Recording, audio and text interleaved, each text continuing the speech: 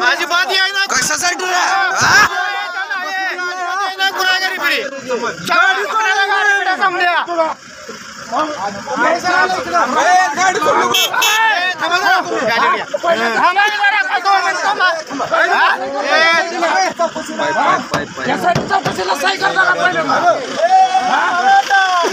मराठा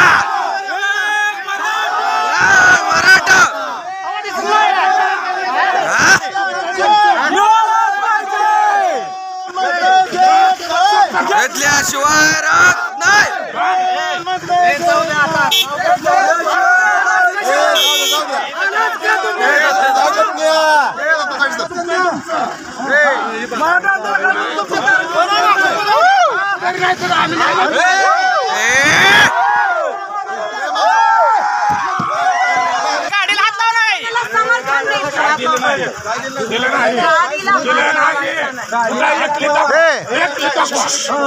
तुमच्या समर्थाची एक क्लिप दाखवा। आरक्षणाला तुम्ही समर्थन केलेलं एक क्लिप दाखवा। आवाज आमच्या गावात तुम्ही कशासाठी आलाय? कशासाठी आला? आवाजाचं काय? कशासाठी आवाजाचं म्हणजे? कशासाठी आवाज म्हणजे?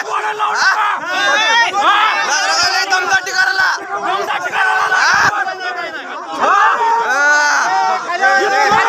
आवाज काय वर आवाज काय झालं?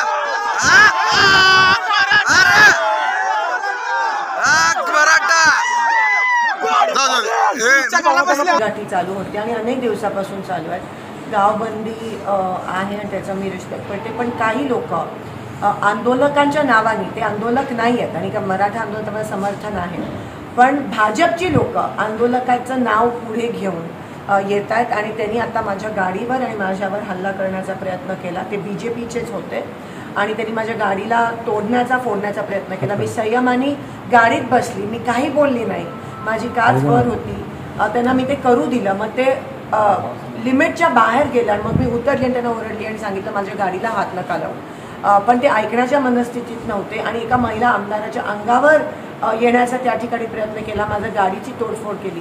ते आंदोलक नव्हते, पण आंदोलनाचं नाव पुढे घेऊन भाजपची लोक असं करतात, ह्याचा आपण निषेध करूया।